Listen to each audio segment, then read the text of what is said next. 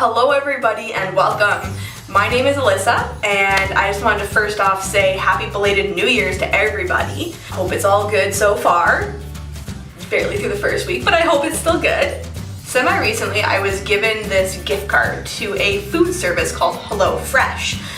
It was something that I'd never heard of before, but I went on their website and their food looked amazing, so of course, gift card, I'm gonna use it. Today for you, I'm gonna be doing an unboxing. Now, this is my second box I've gotten from them. My first box that I received was the week before Christmas, and it was amazing. The food was fantastic, and I can't say enough good things about this company. All the food was super fresh. All the recipes were really easy to follow. Let me backtrack a little bit. So HelloFresh is a food delivery service that will deliver food boxes to your front door weekly, options for families, for couples, unfortunately not for singles, but then I get lots of leftovers, which is great. They have 3 different boxes to choose from. There is the Pronto, the family, and the vegetarian options. I chose the Pronto because it's fast and has a lot of flavor in all the recipes. I'm really excited to dig into my second one and share it with all of you. So let's get right into it. So this is the box that was delivered. Last time, it was actually really funny. So I get this box delivered to my parents' house because I live right downtown in my city and this would for sure get stolen off my front porch. So I go to my parents' house to pick up my first box, and of course they're all eager to see what this is all about because it's something new and shiny and cool. My neighbor actually happens to come over to see my parents' kitchen because they're having it renovated. He starts seeing what I'm doing and he immediately calls his wife to come over and come see. So without further ado, let's get into it. So as I'm going into this, one thing that I did find last time is the box stays very cold. I live in Canada, it's winter, but everything was freezing cold even after sitting outside for probably the better part of the day. So the first thing you'll see is, of course, all insulated, thick corrugated cardboard. I got a voucher code in this. And it is, I can gift one of these to a friend. My recipe cards. Now, one thing that they did send last time that I guess they only send with your first box is they have a little bit more information on the company and how they use all sustainable products. All of their vegetables and meats are all locally sourced, which is fantastic. So every week when you go on and you choose your recipes, there's going to be a selection. You choose 3 of however many are there. Even though you only actually receive the food for 3, you do receive the recipes for all of them, which is really handy. The first thing out of my mind here is the crispy skin pesto chicken. I'm just gonna open everything up and then get into the bags in a minute. I have a Fattoush salad and pan-seared steak. Those are the bags, and then inside they do pack your protein separately, which is really good. So I have my turkey breast, and I have my steak. You have a pretty good sized ice pack in here to keep it cold. So now into the actual food bags. So each of your meals are packaged in these individual paper bags. Let's open up the pan-seared steak. So the recipe for this one is here.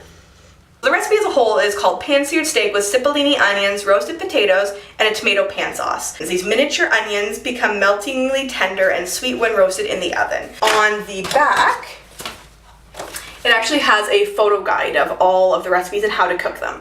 Inside, we have a package of parsley, some grape tomatoes, pre-peeled garlic, our little cipollini onions, which actually are the cutest thing I've ever seen. They're all adorable. And finally, I have some yukon potatoes. So the next recipe that I'll open is the Fattoush salad, which I always love when I go out to eat at Middle Eastern restaurants. It's a Fattoush salad with crispy chickpeas, za'atar spiced pita, and feta cheese. Za'atar is a Middle Eastern spice blend composed of sumac, sesame, and a blend of other dried herbs. It has a couple of pitas, a little jar of white wine vinegar. Oh no, my tomatoes opened. So there is a package of grape tomatoes in here. There's only one left in the package, the rest are at the bottom of the bag. I have a can of chickpeas, pitted Greek olive mix. So I'm not a fan of olives, so we're just gonna see about if I add these. I'm probably not.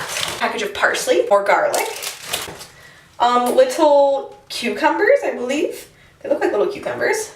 Yes, they are. They're mini cucumbers. Feta cheese and ground cumin. My za'atar spice blend. A shallot. Last but not least, my final bag is the crispy skinned pesto chicken with thyme roasted parsnips and zucchini ribbons. Thyme. These leaves are both aroma and flavor to your dish. One thing that I did forget to mention at the end is while the box does come with all the main staple ingredients that you need for making your meals, it doesn't come with some of your regular used items. So like your olive oils and your butter and your salt and pepper, things like that you do have to have on hand, as well as like your general cooking utensils. You need pots and pans and spoons. This one, for example, is also calling for a zester and baking sheets, measuring spoons, and a garlic press. Now, I mean, whether or not you need to use a garlic press, debatable. I don't own one. I just tend to mince my garlic. I have more garlic, parsnips. They're already peeled and chopped for you, which is very handy. Helps keeping your time down when you're trying to cook. Time. Yeah, there is time here. Zucchini, another shallot, a lemon, my pesto sauce. The other thing I forgot to add too is like all of the fruits and vegetables that everything comes with are so fresh. So my last box that I'd gotten actually was, and I think I said before that I got it for the week before Christmas, but I actually got it December 19th. I didn't get to my final recipe until the 29th when one of my friends was over. It's like a good 10 days that this extra food had sat in my fridge, and there was a whole pepper in there actually, and it looked just as beautiful as the day that I got it. There was no wrinkles, no blemishes, nothing. It looked fantastic and it tasted delicious. Okay, so I have decided tonight to make the pan-seared steak. Mainly because I really wanted a hot meal, so that means the Fattoush salad was out for tonight and the chicken breast was frozen. So steak it is. So the first thing that the recipe had said was, well, of course, wash all your produce, make sure it's all clean and ready to go. And then we were going to cut all the potatoes into approximate half-inch cubes and peel all the cipollini onions. I've gone ahead and done some of the prep work already, just because it's going to be boring watching me just cut these potatoes and peel a million little onions. So let's do a little fast forward. It's closed. You know what? I'll come back. I would just like to add that even tiny onions make your eyes burn. So the next thing I'm going to do is drizzle them with olive oil, salt and pepper, and then put them in the oven at 450, which I have already preheated.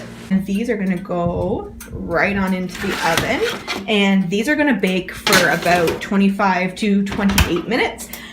I'm just going to eyeball it and work on everything else. The next thing the recipe wants me to do is to take the steak and actually pat it dry so that we can get a good sear on it and a good browning action done in the pan. Now, it isn't a terribly thick steak, so it actually wants me to start this in the pan and then start chopping some of the other vegetables, but because I tend to like my steak more on the rare side, I'm actually going to get some of my vegetables started already. They want me to half the cherry tomatoes, as well as chop up some parsley and mince the garlic. Through the magic of post-production, oh, that's embarrassing. And we're back. So I have halved my tomatoes. I have halved the tomatoes, minced my garlic, and rough chopped my parsley. One thing I didn't really mention in the beginning is I am by no stretch of the imagination a professional chef. I have absolutely no knife skills. I mean, the only skill I have really is to not cut myself most of the time. My pan is preheated, and I'm going to add the olive oil, which of course you want to add cold oil to a hot pan. This is going to ensure that you don't have as much sticking action happening. So give a good drizzle here. I have already patted dry my steak and seasoned it with salt and pepper. So we're going to go ahead and put that right in the pan. And it's saying about 4 to 7 minutes per side. I'm probably going to stick with the 4 minute approximate timeline. Okay, so my steak is sizzling away. I had just recently checked on my potatoes and onions. They're looking good. I gave them a quick flip to make sure that they're going to cook evenly. So I just flipped the steak, and it's actually looking real good. So let's see, a couple more minutes on this side, and then it'll be all done. I can move on to the pan top. And one thing that I did forget that came in the package is a little package of concentrated beef broth. I missed that once it was in the bottom of the bag. I have now turned the pan down. Still a little warm. The recipe did call for me to add more oil, but I did actually have enough left from the steak. So we're just going to cook all the tomatoes and the garlic down a little bit. I guess until the tomatoes break down is the words that they use in the recipe.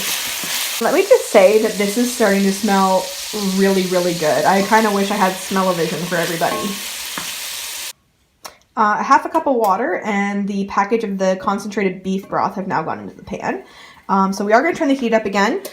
They do want us to bring this to a boil so that we can get it to reduce and thicken a little bit. Once this does thicken, we're going to be adding a couple tablespoons of butter as well as half of the parsley that I have already chopped up. So we're going to slide that off the heat. And I've added the butter and the parsley, and we're just going to let that melt in and become delicious. So my steak is sliced, my sauce is looking great, and the potatoes and onions just came out of the oven, and I cannot wait to taste this because it smells so good. And here we have the final product. Let's see if I can show you guys. It looks fantastic, and I'm really excited to try it. It took me a little bit longer than a half an hour, mostly because peeling those little onions was so time consuming, but I'm so sure it's going to be worth it.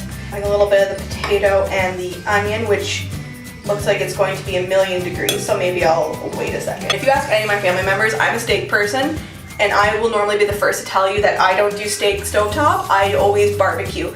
No matter what season here in Canada, I will always make sure I get a good barbecued steak, so fingers crossed. It is very good. I think I would have maybe cooked the sauce a little bit longer to thicken it up a bit, but I do really like the flavors that it has. And potatoes and onions. The onions are very sweet and tart. They're really, really good. Potatoes have a nice crisp from being in the oven. Overall, this is fantastic, and I can't wait to finish it once I sign off. If anyone has any questions about it, about any of the recipes, please let me know. I would be happy to answer any questions, and I will do more videos of the other recipes as I cook them. And so stay tuned for my next 2 recipes from this food box. Bye!